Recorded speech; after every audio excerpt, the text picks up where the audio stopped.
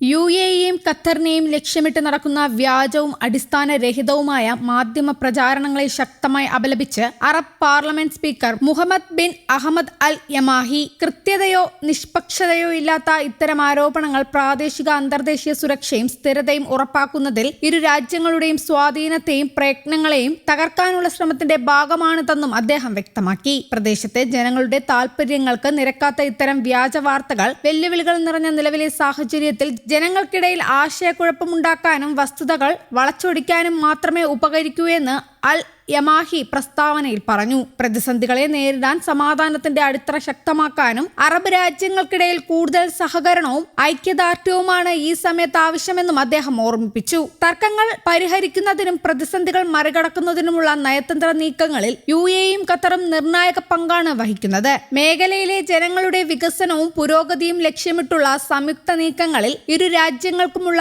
വ്യക്തമായ പ്രതിബദ്ധതയാണ് ഇത് കാണിക്കുന്നത്.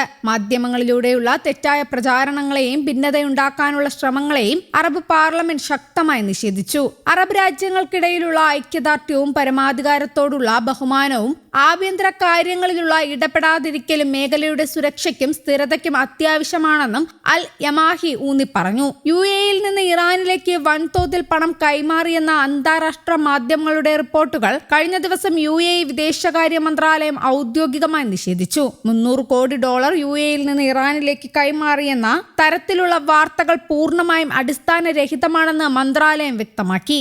മാധ്യമങ്ങളിൽ പ്രചരിക്കുന്ന ആരോപണങ്ങൾ പൂർണ്ണമായും വാസ്തവ വിരുദ്ധമാണെന്ന് വിദേശകാര്യ മന്ത്രാലയം പ്രസ്താവനയിലൂടെ അറിയിച്ചു. യുഎഇ വഴി മരവിപ്പിച്ച ഇറാനിയൻ ഫണ്ടുകളൊന്നും തന്നെ റിലീസ് ചെയ്യുകയോ കൈമാറുകയോ അല്ലെങ്കിൽ അതിനുള്ള സൗകര്യങ്ങൾ ഒരുക്കുകയോ ചെയ്തിട്ടില്ലെന്ന് രാജ്യം വ്യക്തമാക്കി.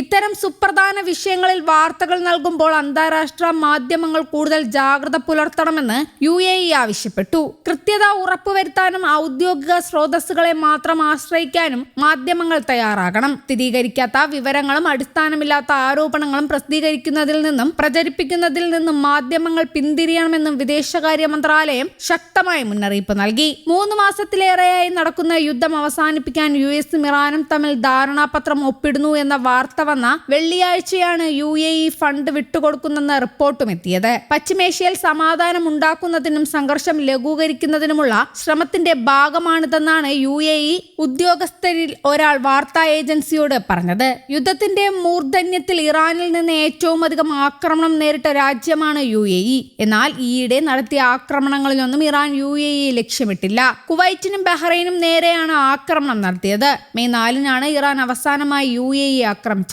അതേസമയം യുഎഇ ഇറാൻ കൈമാറുന്നത് സ്വന്തം പണമാണോ അതോ യുഎഇയിലെ ബാങ്കുകളിലോ മറ്റെന്തെങ്കിലും ബാങ്കുകളിലോ മരവിപ്പിച്ചിട്ടിരിക്കുന്ന ഇറാന്റെ സമ്പാദ്യമാണോ എന്ന് റോയിട്ടേഴ്സ് വ്യക്തമാക്കുന്നില്ല.